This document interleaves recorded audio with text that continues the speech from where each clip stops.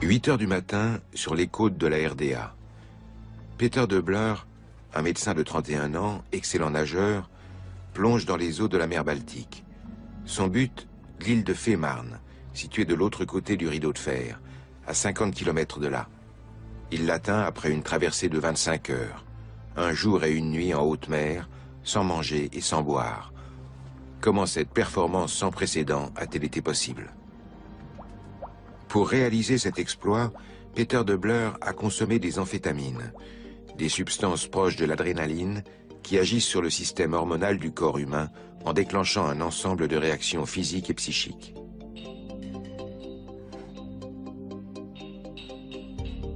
Aux États-Unis et au Japon, des chercheurs travaillent au développement des amphétamines depuis les années 1920. Mais la production s'avère complexe. Les laboratoires pharmaceutiques Temmler, situés à Berlin, intensifient leurs recherches au début des années 30. À partir de l'éphédrine, une substance naturelle dérivée de certaines plantes, la société Temmler développe un médicament très prometteur.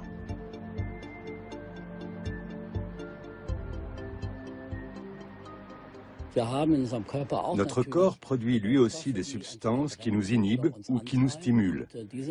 L'éphédrine est un stimulant produit par une plante. Après avoir isolé la substance issue de cette plante, on a essayé de la synthétiser. Et c'est comme ça qu'on a créé l'amphétamine. En 1937, Fritz Hauschild, un chimiste de la société Temmler, met au point un procédé qui permet la fabrication d'une amphétamine particulièrement efficace, la méthamphétamine. La même année, Temmler commercialise le produit sous le nom de pervitine, un médicament contre l'asthme et les troubles circulatoires. Les médecins et les patients en sont très satisfaits. Mais très vite apparaissent d'autres avantages. Augmentation de la concentration et de l'endurance, disparition de la fatigue. Des effets psychoactifs avec lesquels la société pharmaceutique va tenter de séduire une nouvelle clientèle. L'effet stimulant de ce médicament a très vite été reconnu. De ce point de vue, la pervitine était en phase avec son époque, une époque de plein emploi, notamment grâce à l'armement. Pour ceux qui avaient connu les années 20, c'était une situation tout à fait nouvelle. À la fin des années 20, des produits stimulants comme le chocolat au cola ou à la caféine connaissent un grand succès. Peu après l'arrivée sur le marché de ce médicament, un chocolatier berlinois propose des pralinés à la pervitine, qu'il recommande particulièrement contre la dépression de la femme au foyer. Pour revigorer l'humeur, il préconise de consommer entre 3 et 9 pralinés. À l'Académie de médecine militaire de Berlin, la plus haute instance du service de santé des armées, on étudie depuis longtemps déjà les produits stimulants. La fatigue est en effet un problème majeur en termes de médecine militaire. Elle affecte les tours de garde, les déplacements motorisés nocturnes et l'efficacité dégradée. Les médecins militaires s'intéressent de très près à la pervitine. L'Académie soumet ses étudiants à une série de tests. Ils doivent résoudre des problèmes pendant 36 heures d'affilée en ne prenant que de courtes pauses, mais surtout en ingérant soit de la pervitine, soit une autre amphétamine appelée benzédrine, soit du glucose, soit de la caféine. De tous ces produits, la pervitine est celui qui semble le plus efficace pour un usage militaire. Elle diminue la sensibilité à la fatigue, augmente la confiance en soi et l'aptitude au risque. Pour le professeur Otto Fritz Ranke, directeur de l'Académie de médecine militaire, la pervitine présente un autre avantage. Pour maintenir un soldat éveillé toute une nuit, il fallait des grains de café pour une valeur de 50 pfennig. 4 comprimés de pervitine donnent le même résultat pour un prix de 16 pfennig. Le professeur Ranke reconnaît les risques sanitaires liés à l'usage de la pervitine, mais pour lui, les objectifs militaires constituent une priorité absolue à laquelle doit être subordonnée la santé des soldats. Ranke ordonne d'autres essais. Mais très vite, l'histoire le dépasse. Le jour du dernier test, les étudiants en médecine et les officiers sanitaires qui lui servent de cobayes sont en route pour la Pologne. Nous sommes le 1er septembre 1939.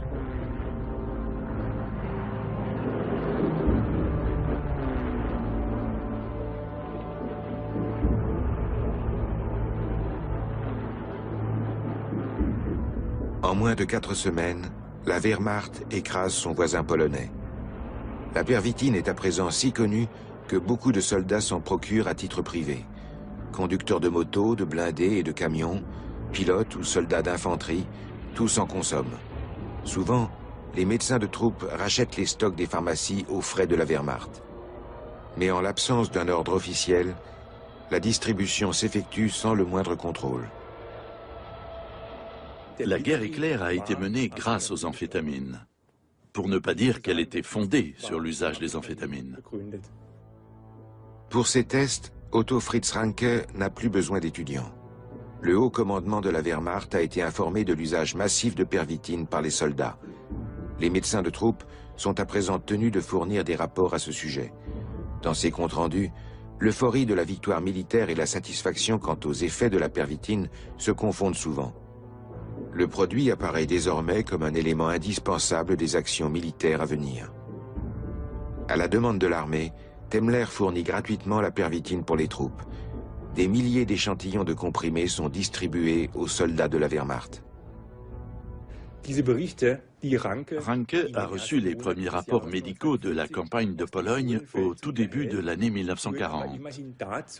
Et à partir d'avril 1940, c'est-à-dire avant le début de la bataille de France, l'usage de la pervitine a été introduit de manière planifiée à la Wehrmacht. Dorénavant, les soldats n'ont plus à acheter de la pervitine eux-mêmes. Elle leur est fournie par les services sanitaires de l'armée. La distribution doit en principe avoir lieu sous contrôle médical, mais cette disposition ne sera jamais réellement respectée. En une semaine, la société Temmler produit 5,8 millions de comprimés pour le Reich, une quantité insuffisante pour les besoins de la Wehrmacht. Les usines Temmler sont priées d'augmenter leur capacité de production. En avril 1940, la Wehrmacht commande 35 millions de comprimés en prévision de la bataille de France. Cette nouvelle campagne est une course contre la montre. L'objectif est de franchir la Meuse en 3 jours. Les colonnes de chars allemands avancent rapidement sur le territoire français.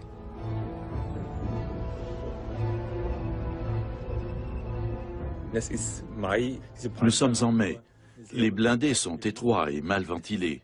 Il fait chaud et étouffant. Le terrain est inégal. La conduite exige beaucoup de concentration. Il faut éviter de tomber sous le feu de l'ennemi. D'après moi, tout cela aurait été impossible sans pervitine. En 57 heures à peine, les premiers chars allemands atteignent la tête de pont de Sedan. Le rythme des colonnes de blindés oblige l'infanterie à des marches forcées, de jour comme de nuit. Les troupes parcourent jusqu'à 60 km par jour. Pour supporter un tel effort, l'infanterie est approvisionnée en pervitine. Quand on y regarde de plus près, on se rend compte que dans bien des domaines, la guerre est la mère de toutes les inventions. En temps de guerre, tout le monde se demande comment pouvons-nous renforcer la combativité, l'endurance et la résistance de nos soldats? Comment pouvons-nous les aider à maîtriser certaines situations? Aujourd'hui, on dirait comment pouvons-nous les doper?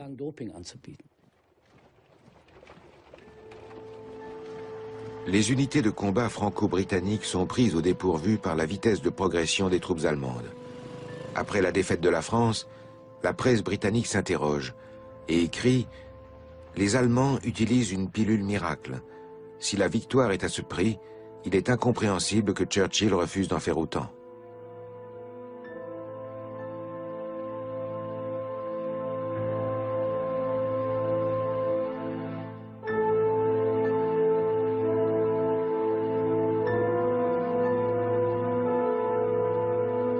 Mais si la pervitine a favorisé la victoire allemande, ses effets indésirables sont maintenant visibles.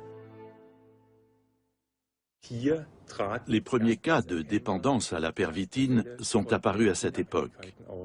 Les prises devenaient quotidiennes et elles étaient de plus en plus importantes. On en est arrivé à la conclusion que, de fait, l'utilisation de la pervitine entraînait un phénomène d'accoutumance. Les premiers cas mortels sont signalés. Ils concernent surtout des officiers âgés, sujets à des problèmes cardiaques, auxquels les fortes doses de pervitine associées à l'alcool ont été fatales. Le potentiel addictif du médicament est si élevé que Leonardo Conti, chef de la santé du Reich, décide d'intervenir. À l'automne 1940, Conti soumet la pervitine à une obligation de prescription. Mais cela n'affecte que très peu la diffusion du produit. Les patients et les médecins ne prennent pas cette restriction au sérieux et le nombre de prescriptions est élevé. Même dans les ministères, la consommation de pervitine est importante. Au ministère de l'Air du Reich, Ernst Udet, as de l'aviation allemande et ami personnel de Hermann Göring, est responsable de l'équipement technique de la Luftwaffe. Il est très impliqué dans le développement des Stuka et d'autres bombardiers issus des usines Heinkel et Junkers. Ernst Udet est totalement dépassé par sa fonction. Pour faire face, il consomme des quantités importantes d'alcool et de pervitine. Il en ingurgite 6 ou 7 comprimés dès le petit déjeuner. Malgré cela, Göring nomme Ernst Udet directeur de l'armement et du matériel aéronautique et élargit son domaine de compétences.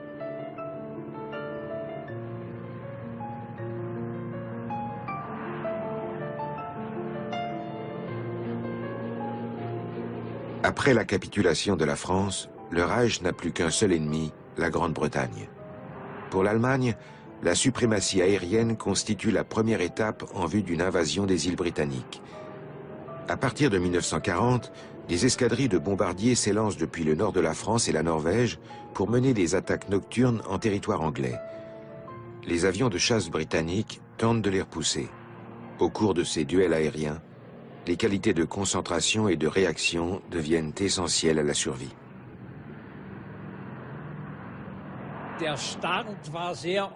Nous décollions généralement assez tard, vers 22 ou 23 heures, et nous arrivions au-dessus de Londres ou d'autres villes anglaises vers 1 heure ou 2 heures du matin. C'est un moment où on commence à être fatigué, mais on ne pouvait pas se le permettre. On prenait alors 1 ou 2 comprimés de pervitine et ça allait mieux.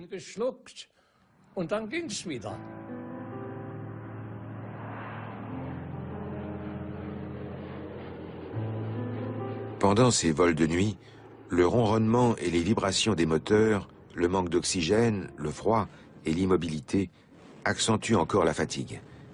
Les effets stimulants du café ou du thé se dissipent au bout de quelques heures.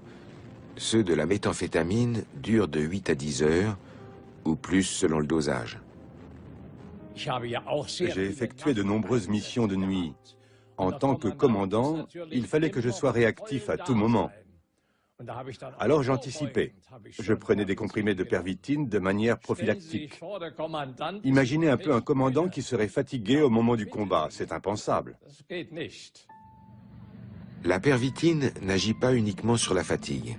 Elle accroît aussi la capacité de concentration sur une tâche précise. Elle est euphorisante et stimule la combativité. Rares sont les pilotes ou les mitrailleurs de bord qui se passent d'un tel soutien. Pour les soldats, c'est parfois une question de vie ou de mort.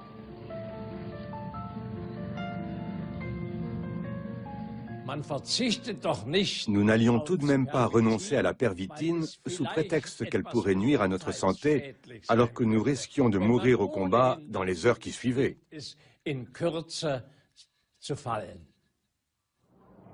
Les pertes s'intensifient. Il y a de moins en moins de personnel qualifié. Pendant des mois, les pilotes décollent nuit après nuit. Sur ordre de Göring, les états-majors distribuent des rations supplémentaires d'alcool afin de maintenir la motivation et l'efficacité des équipes. Avec l'alcool qui devait remonter le moral des soldats, la pervitine a eu des effets très négatifs sur la santé des pilotes. On parlait à l'époque d'un syndrome de l'aviateur qui se manifestait par des insomnies, des vomissements et une perte d'appétit. Les pilotes qui présentent ce syndrome sont considérés comme grillés et envoyés en maison de repos. Pour la plupart, le séjour sera une cure de désintoxication. La Royal Air Force est elle aussi dotée de produits stimulants. La benzédrine, qui vient des États-Unis, est loin d'être aussi efficace que la pervitine, mais elle est rapidement considérée comme indispensable par les équipages aériens alliés. Cette fois, même Churchill approuve l'utilisation de cette nouvelle pilule miracle. La Luftwaffe n'est pas en mesure de répondre durablement aux exigences de la guerre aérienne contre l'Angleterre. Des erreurs dans l'organisation de la production et une succession de mauvaises décisions précipitent l'échec du Reich. Au printemps 1941, les faiblesses stratégiques sont manifestes. Hermann Göring veut un responsable. Ce sera son ami, le général d'aviation Ernst Udet, directeur de l'armement et du matériel aéronautique. Pour Ernst Udet, dont la consommation de pervitine ne cesse d'augmenter, l'affront est insupportable. Après une nuit blanche, durant laquelle il a ingurgité plusieurs comprimés de pervitine, il retourne son arme contre lui lors d'une conversation téléphonique avec sa compagne. Der Reichsmarschall spricht zum letzten Male zu seinem alten Kampfgefährten. In seiner Rede nennt ihn seinen besten Kameraden, der durch seine Taten unsterblich geworden sei.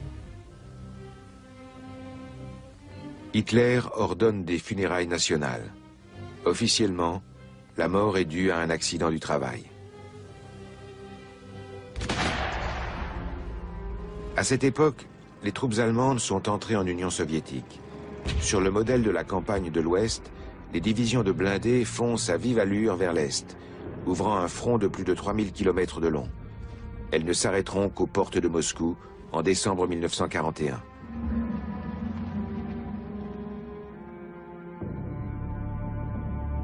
L'opération Barbarossa est une campagne d'extermination raciale au cours de laquelle des millions de personnes perdront la vie.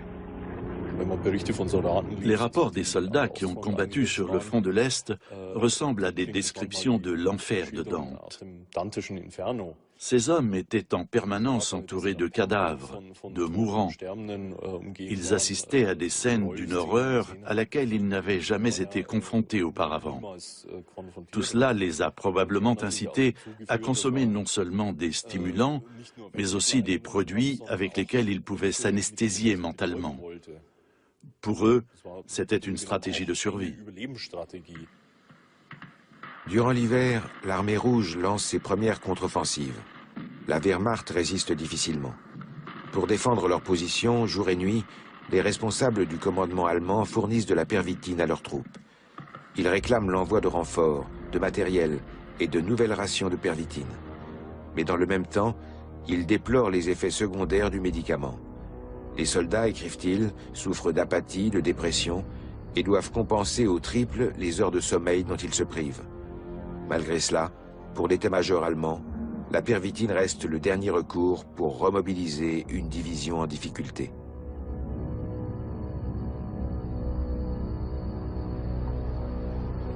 La consommation de pervitine durant la campagne de Russie n'est plus quantifiable. Un corps d'armée en consomme désormais 29 millions de comprimés en quelques mois à peine. La société Temmler est classée « entreprise importante pour l'effort militaire ». Sa production ne cesse de croître. Mais les besoins de la Wehrmacht augmentent sans arrêt. On constate qu'avec les amphétamines, l'effet de tolérance se manifeste assez rapidement. En principe, après 2 à 3 semaines de prise régulière, le corps et le cerveau commencent à présenter des signes d'agitation dès lors qu'on ne leur fournit plus leur dose habituelle ou une dose plus importante. La dépendance psychologique intervient donc très rapidement. Cela signifie qu'à terme, les gens ne sont plus capables de se sentir bien sans consommer le produit en question. Les lettres écrites depuis le front par le soldat de première classe Heinrich Böll en témoignent. Chers parents, chers frères et sœurs, j'ai enfin assez de temps et de calme pour vous écrire. Je suis très fatigué. La nuit dernière, je n'ai pu dormir que 2 heures, et la nuit prochaine, je ne pourrai guère dormir plus que 3 heures. Il faut que je parvienne à rester éveillé. La pervitine fera bientôt son effet et cela m'aidera à combattre la fatigue. Pourriez-vous m'envoyer encore un peu de pervitine pour ma provision personnelle ? Votre Heinrich.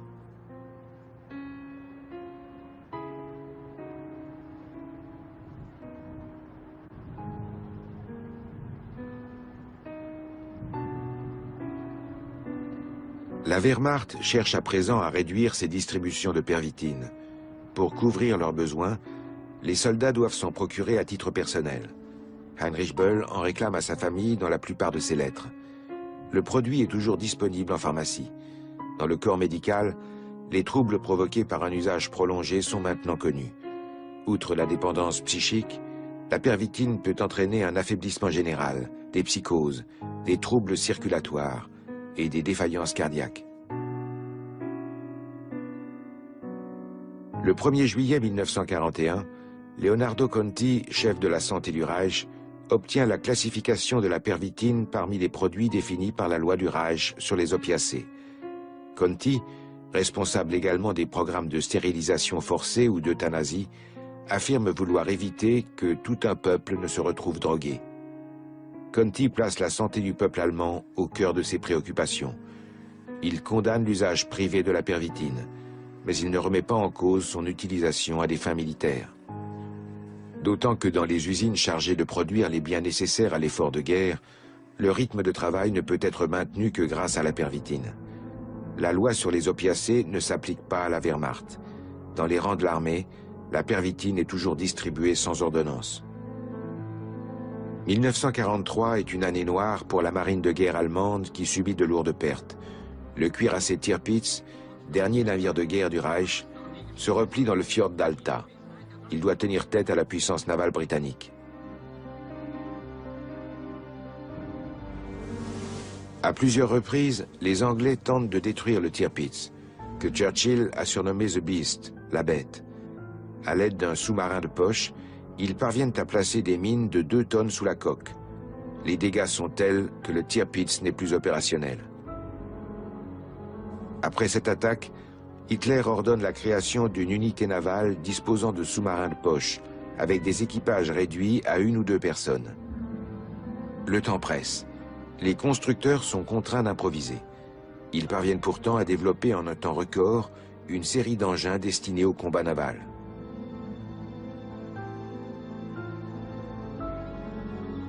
Le contre-amiral Haye annonce la création du Kampfverband, l'unité secrète de sous-marins de poche voulue par Hitler. Mais en cet hiver 1943, le temps manque pour les tests matériels et la formation du personnel navigant. L'un des premiers engins prêts à être employé est le Marder, qui n'est rien d'autre qu'une torpille avec un habitacle. Après le débarquement des Alliés en Normandie, 60 de ces appareils sont mis en service à Villers-sur-Mer. Dans la nuit du 7 juillet 1944, 21 d'entre eux sont envoyés en mission. Pas un seul ne reviendra. La marine allemande se félicite des navires ennemis coulés. Pour elle, l'opération est un succès. Mais les hommes d'équipage considèrent ces sorties comme des opérations suicides. 2 tiers des marins trouvent la mort lors de ces premières missions. Le pilote est enfermé dans la coque, sous une coupole qui ne s'ouvre que de l'extérieur. Nombre d'entre eux meurent asphyxiés. Une fois la torpille mise à feu, si le sous-marin est repéré, il est presque impossible d'échapper aux tirs de l'ennemi, du fait de la lenteur de l'engin.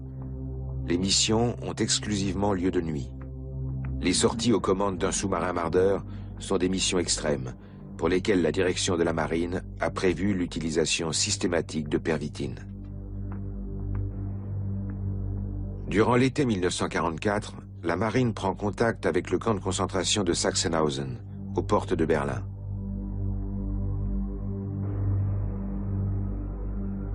Ce camp est doté d'un commando disciplinaire d'essayeurs de chaussures, qui testent des ersatz de cuir pour l'industrie de la chaussure, un secteur vital en temps de guerre.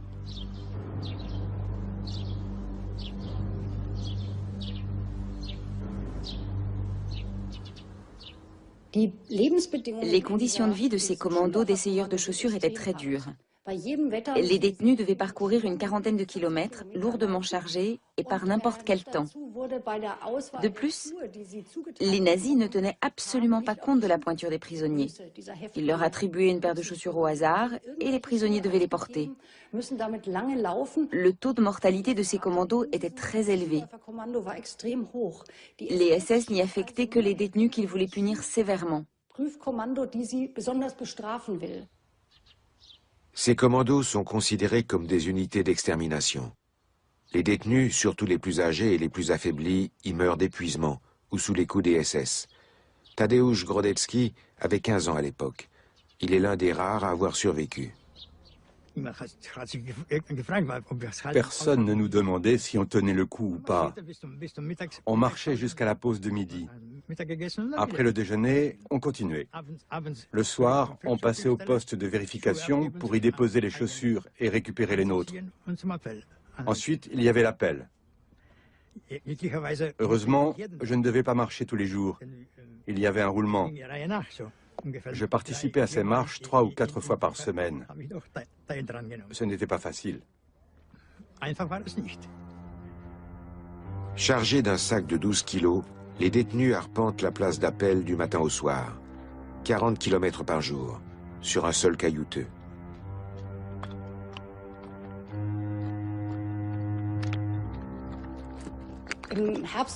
À l'automne 1944, la marine demande à Heinrich Himmler, chef de la SS, l'autorisation de procéder à des tests physiques dans un camp de concentration. La SS propose le camp de Sachsenhausen et les commandos disciplinaires d'essayeurs de chaussures, car elle estime que ces détenus correspondent le mieux aux besoins de l'expérience. Avec l'aide de la SS, le médecin Hans-Joachim Richard constitue un groupe de jeunes prisonniers qui, malgré la dénutrition, présentent des caractéristiques physiques comparables à celles des sous-mariniers. Richard, originaire de Wilhelmshaven, est le médecin des commandos du K-Verband et du personnel des sous-marins de poche.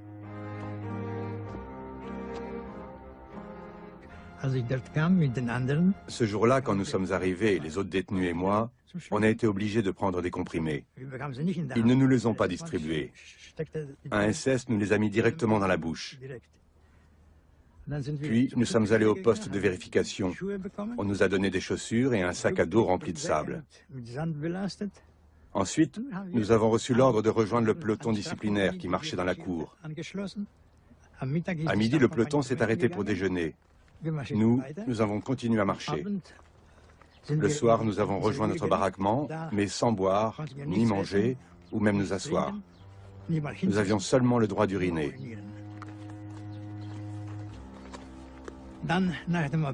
Après l'appel, nous avons marché toute la nuit. Le jour suivant, la même chose s'est répétée. Après l'appel, nous sommes retournés marcher. Et le soir, on nous a conduits à l'infirmerie, où nous avons été examinés. La patrouille de cobayes humains marche pendant 4 jours et 3 nuits. La pause nocturne pour les contrôles médicaux n'excède pas une demi-heure. Les détenus craignent de participer à une expérience potentiellement mortelle, car le docteur Richard ne leur a donné aucune information sur la nature des produits qu'ils ont ingérés. En l'occurrence, il s'agit de préparations associant la pervitine à la caféine ou à la cocaïne. La plupart des détenus marchent pendant 80 heures d'affilée, à l'exception de l'un d'entre eux qui a avalé par mégarde son chewing-gum à la pervitine et qui s'endort. Pourquoi, à la fin de l'année 1944, la marine réalise-t-elle des tests sur la pervitine alors que ses effets sont connus depuis longtemps?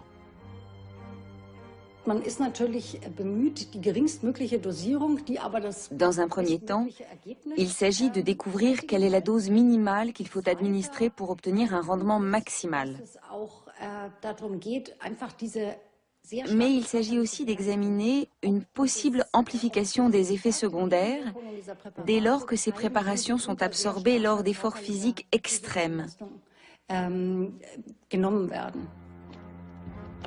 Dans d'autres camps ont lieu d'autres tests, avec la même brutalité et le même mépris de l'humain. Au bout du compte, la marine aboutit à la conclusion que la pervitine est le plus efficace de tous les produits stimulants.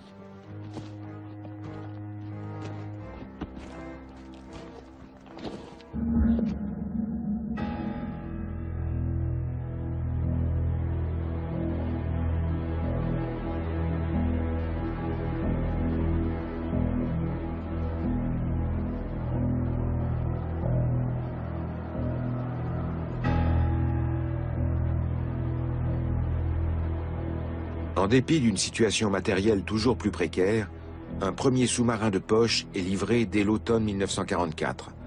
Le Seehund, un engin servi par 2 hommes d'équipage et qui dispose pour tout armement de 2 torpilles. Mais pour l'heure, personne n'est en mesure de le piloter.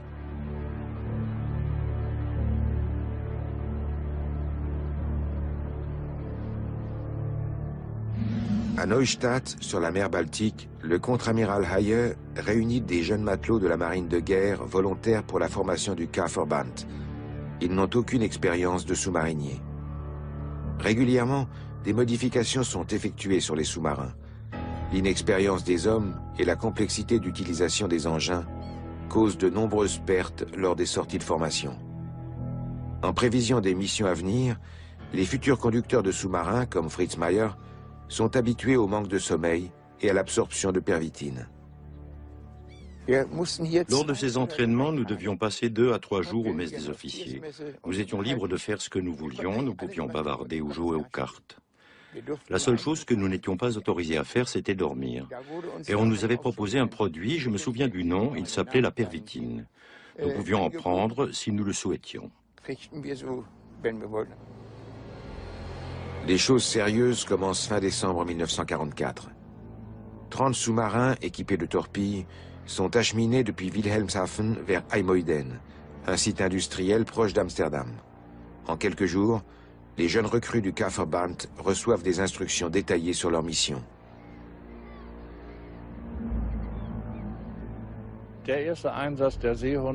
La première sortie des sous-marins Seehund a eu lieu le 1er janvier 1945. Sur 18 sous-marins, l'un a heurté une mine à la sortie du port de IJmuiden et a explosé. Et 17 sont sortis sans encombre. Mais seuls 2 sont rentrés, dont celui à bord duquel je me trouvais. Notre sortie était une mission en meute. On nous avait prédit de bonnes conditions météo. En réalité, elles ont été épouvantables. Les équipages ne sont pas préparés à affronter l'hiver en mer du Nord. Au cours des missions suivantes, les pertes sont tout aussi catastrophiques. Les défaillances techniques, les erreurs de pilotage, les intoxications au monoxyde de carbone, les tirs ennemis ou les courants marins sont autant de causes possibles. Quelques rares sous-marins sont pris par les Alliés. À part un compas, les appareils ne disposent d'aucun équipement de navigation.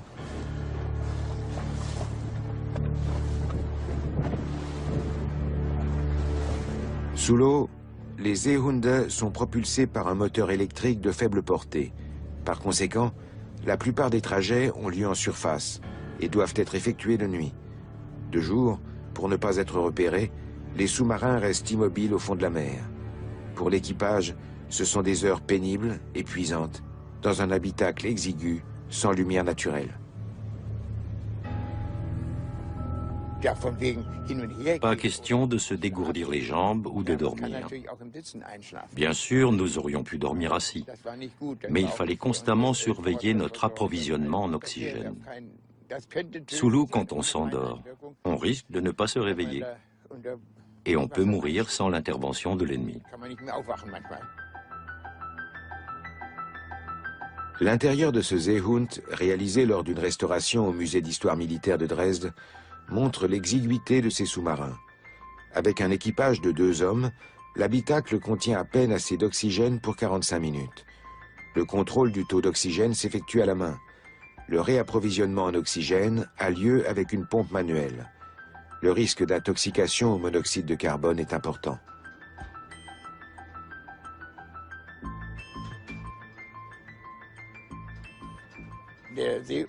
L'officier de marine et l'officier du génie devaient absolument rester éveillés. Quand l'un des deux s'endormait, l'autre ne tenait pas le coup tout seul. Initialement, les sorties sont prévues pour une durée de 2 à 3 nuits. Mais les aléas de leur mission ou de la météo contraignent souvent les sous-marins à rester en mer de 5 à 7 nuits d'affilée. Les marins sont soulagés quand ils parviennent à regagner leur port d'attache sains et saufs.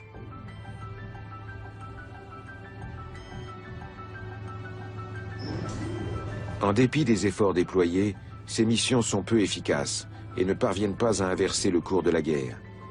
Pour mobiliser les dernières ressources physiques des marins, l'usage de pervitine est indispensable.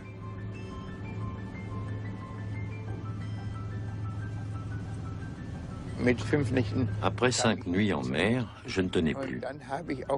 J'ai pris de la pervitine pour rester éveillé. Cela provoquait parfois des réactions bizarres, surtout dans les échanges avec mon ingénieur de navigation. Lui ne voyait rien, Il était totalement dépendant de mes instructions. Parfois, je lui disais, reste à profondeur de périscope, à tribord tout, arrêt moteur, moteur à demi-régime, à bâbord tout. Alors il me répondait, mais qu'est-ce que tu me racontes? Je lui demandais, comment ça? Oui, tu me donnes des ordres complètement insensés. À ce moment-là, je comprenais. Un jour, je lui ai dit, je pensais qu'on roulait sur une route et que par les fenêtres, je voyais des filles qui nous faisaient des signes. Je délirais complètement. C'était sans doute les effets secondaires de la pervitine. L'accoutumance est rapide, ce qui entraîne régulièrement des cas de surdose. Un autre commandant se souvient des effets de la pervitine. Nous nous sentions euphoriques et comme en apesanteur. À l'intérieur du sous-marin, les cadrans lumineux, le compas et l'horloge semblaient changer de taille et de forme.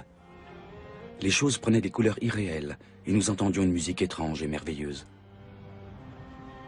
Quand je suis arrivé à la sortie, j'ai vu l'ingénieur de navigation lancer l'horloge de bord dans la mer, comme un disque.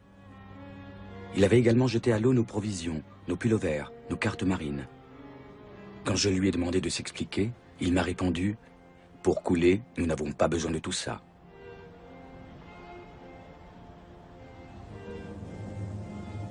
En avril 1945, Berlin subit les derniers assauts de la guerre. Pour faire face aux attaques aériennes quotidiennes, la Wehrmacht recrute des soldats parmi les jeunesses hitlériennes. Nous passions 4 à 5 heures par nuit sur les canons antiaériens. Nous étions épuisés en permanence. Le jour où nous allions à l'école, les cours continuaient normalement. Des classes entières sont transformées en unités de combat. Plus tard, les attaques aériennes ont eu lieu également dans la journée. Alors les cours étaient interrompus. Les enseignants mettaient leurs casques et allaient se mettre à l'abri dans un bunker. Nous allions rejoindre nos pièces d'artillerie. Le service des canons antiaériens est éreintant. Pour tenir le coup, les écoliers prennent de la pervitine, sur ordre de leurs supérieurs. On nous en donnait tous les soirs, avec le ravitaillement. Après le dîner, le sous-officier de service passait dans les rangs et distribuait du chocolat à la pervitine ou des comprimés aux servants de pièces d'artillerie et aux opérateurs radars. Et il fallait qu'on avale ça tout de suite, devant lui. On ne pouvait pas refuser.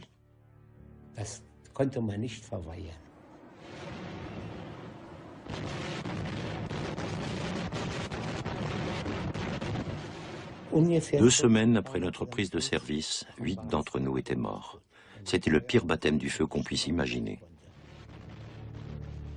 Mais quand on est dopé à la pervitine, on voit les choses plus légèrement et on accepte peut-être mieux la mort d'un camarade. Siegfried Thon participe aux derniers affrontements de la bataille de Berlin. Les munitions sont pratiquement épuisées, mais la pervitine reste disponible jusqu'aux derniers instants.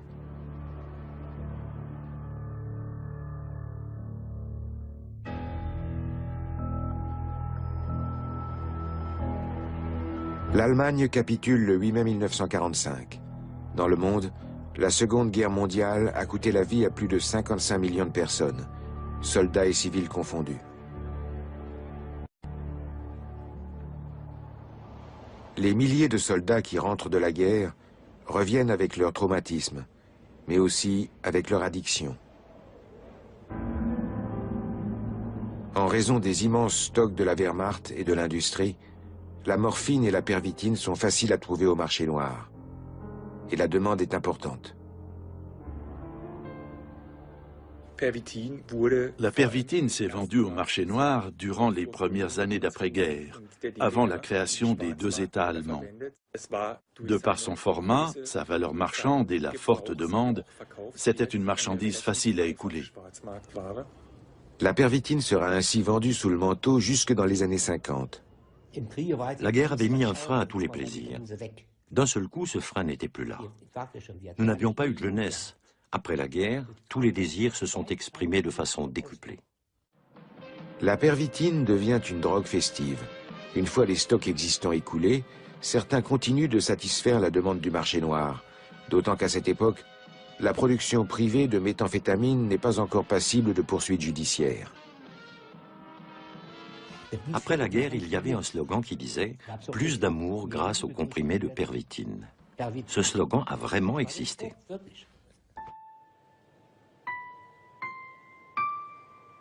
Dans ces années de pénurie, les jeunes qui rentrent du front sont pressés d'achever leurs études afin de pouvoir travailler. Comme avant la guerre, de nombreux étudiants ont recours à la pervitine pour faire face au stress et aux examens. Parmi les étudiants de ma promotion, certains ont reconnu qu'ils avaient pris de la pervitine. Il y en a même un qui a été radié pour ça. Elle l'a totalement détruit. Après ça, il a complètement perdu pied. Les marchés noirs disparaissent peu à peu, mais la pervitine est à nouveau disponible en pharmacie. Et dans les 2 républiques allemandes, les habitudes de prescription des médecins sont très laxistes. La production de pervitine, jusque-là classée importante pour l'effort de guerre, est maintenue par un décret des forces d'occupation soviétiques. Avec la construction du mur, la société Temmler se divise elle aussi entre Est et Ouest. Des 2 côtés du rideau de fer, la pervitine contribue à la reconstruction. Sa consommation entre dans les mœurs de la société d'après-guerre. Wo bleibt noch Scarlett? Ich wünschte, sie wäre schon da. Ich wünschte, Schlemmer wäre schon da. Und wenn er nicht, dann wenigstens mein Kleid. Was möchten Sie in den Kaffee? Milch, Zucker? Nur 2 Pervitin, das wird heute ein anstrengender Tag. La pervitine s'invite dans le quotidien des chefs d'entreprise de la jeune République fédérale d'Allemagne. Dans la vie du citadin moderne, le recours aux stimulants en quantité mesurée pour affronter le stress de la vie professionnelle est perçu comme une option tout à fait défendable. Une vision assez proche de celle de notre époque. Le problème des produits stimulants est que celui qui en consomme ne voit plus ses propres limites. Il ne reconnaît plus les signaux d'alerte que son corps lui envoie, comme la peur ou la fatigue. Avec les amphétamines, on risque de dépasser ces limites. Un risque particulièrement élevé dans le sport de haut niveau. On estime que la pervitine a été utilisée lors de l'ascension du Nanga Parbat, lors de certains Tours de France, et sans doute aussi lors du fameux miracle de Berne. Dans ces années de reconstruction, les contrôles antidopage n'existent pas encore.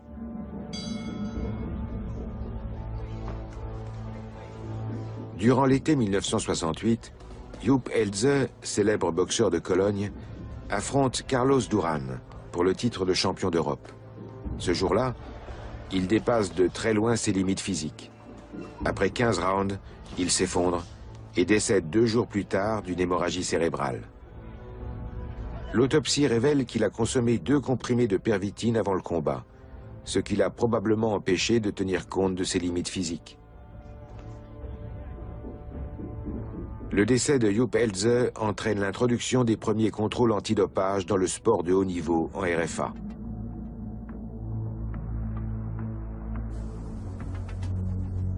Le milieu des années 50 voit la création des 2 armées allemandes d'après-guerre, la Bundeswehr du côté de la RFA et la NVA, l'armée populaire nationale de la RDA. Durant toute la guerre froide, ces 2 armées se feront face. Dans l'éventualité d'un conflit, on prévoit de la pervitine à l'est comme à l'ouest. Dans la Bundeswehr, la pervitine est stockée de façon centralisée. Jusqu'au début des années 70, elle est disponible en cas de mobilisation des troupes. Elle fait également partie des rations de combat des parachutistes. Elle sera même distribuée lors de certains exercices. La pervitine faisait partie des rations de combat des parachutistes. Elle était emballée dans un sachet plastique qui nous était remis par l'adjudant ou par l'officier de ravitaillement. Par un camarade, je sais qu'en 1964, les conducteurs de chars recevaient un rouleau de comprimés de pervitine avant les manœuvres. En revanche, ils n'étaient autorisés à en prendre que sur ordre. L'armée populaire nationale de la RDA fait elle aussi provision de pervitine pour le cas d'un conflit. Il en est fait état dans les règlements de service. Dans l'aviation militaire est-allemande, la pervitine est distribuée aux pilotes.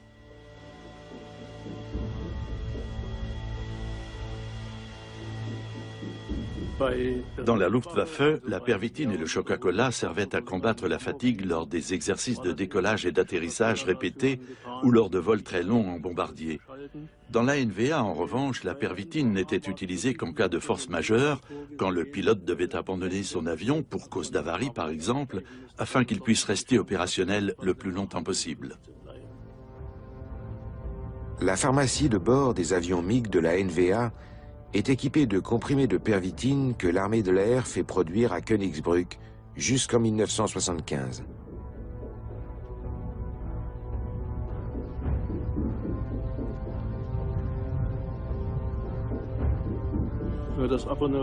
La pervitine a ensuite été remplacée par l'aponeuron. Au cours des années 70 et 80, l'aponeuron a été utilisé contre l'apathie, la narcolepsie et dans une certaine mesure contre la dépression ou les troubles de déficit de l'attention. Nous l'utilisions car c'était un produit très proche de la pervitine et parce qu'il n'était pas soumis à l'obligation de prescription. C'était une forme de compromis. Un compromis auquel toutes les troupes ne sont pas tenues. Jusqu'en 1988, les trousses de secours des unités spéciales ou des gardes frontières contiennent de la pervitine. Ces stimulants doivent les aider à intercepter tous ceux qui cherchent à fuir la RDA.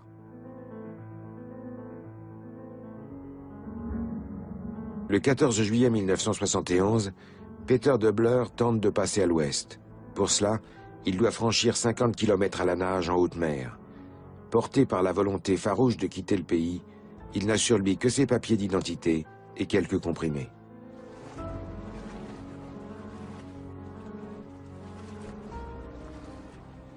J'ai cherché à m'éloigner le plus rapidement possible de la côte, jusqu'à un point imaginaire situé entre 10 et 12 km en mer.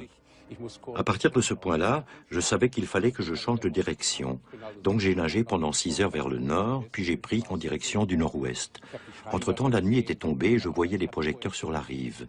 Mais je m'étais renseigné. Je savais qu'à cette distance, on ne pourrait pas me voir. Ces projecteurs ne servaient qu'à faire peur. Döbler dispose des mêmes armes chimiques que les gardes frontières. Grâce à des comprimés d'amphétamine, il parvient à atteindre l'autre rive. J'ai pris le premier comprimé au bout de 8 heures et le suivant environ 4 heures plus tard. J'avais testé ces intervalles. L'effet des comprimés diminue avec le temps et il faut en prendre un autre. Évidemment, on ne peut pas faire ça indéfiniment. À un moment, le corps va réagir et réclamer du repos. Peter Döbler a préparé sa fuite pendant 2 ans. Il s'est entraîné discrètement, en se coupant totalement de son cercle d'amis. Mais pour le succès de son évasion, l'effet psychoactif des amphétamines est déterminant. Le sentiment d'euphorie a joué un rôle très important. À aucun moment je n'ai pensé que j'échouerais. Quand on est sûr qu'on va y arriver, le corps tient le coup. Alors que si l'esprit se met à douter, le corps ne tarde généralement pas à lâcher prise. La pervitine reste sur le marché jusqu'en 1988, date à laquelle la société Temmler ne renouvelle pas sa licence. D'autres produits à base d'amphétamine prennent la suite. L'aponeuron ou la N1 sont 2 des stimulants utilisés par l'armée. Dans la course-poursuite entre les laboratoires et le législateur, la classification de nouveaux dérivés d'amphétamine dans la liste des produits stupéfiants n'est souvent qu'une question de temps. Aujourd'hui, la méthamphétamine circule à nouveau sur le marché noir, où elle est mieux connue sous les noms de speed ou de cristal. Dans les années 70 et 80, nous avons eu beaucoup de tranquillisants, les benzodiazépines, le Valium et des produits similaires. Depuis le milieu des années 80, la société se tourne vers les substances désinhibantes, qui permettent à l'individualité de s'exprimer et de se mettre en avant, qui stimulent notre activité, notre pouvoir d'attraction et notre combativité. De ce point de vue-là, l'utilisation qu'on en fait dans l'armée n'est pas tellement éloignée de ce que la société nous rabâche en permanence. Nous devons nous prendre en charge, dépasser nos limites, nous imposer par la performance. Et dans cette optique, certains médicaments semblent très utiles. Face à l'augmentation des situations de danger et de stress lors des missions à l'étranger, les médecins de la Bundeswehr réfléchissent à la réintroduction de produits médicamenteux stimulants. À ce sujet, en 2007, la commission médicale de l'armée allemande, constituée de scientifiques indépendants, a émis la recommandation suivante.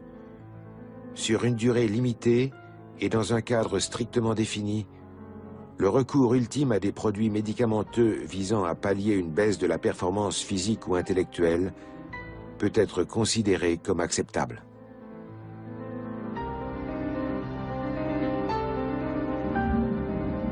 Dans un instant, ouvrons un autre chapitre de l'histoire de l'Allemagne nazie et suivons le récit de l'incroyable évasion d'officiers alliés détenus dans la forteresse de Golditz.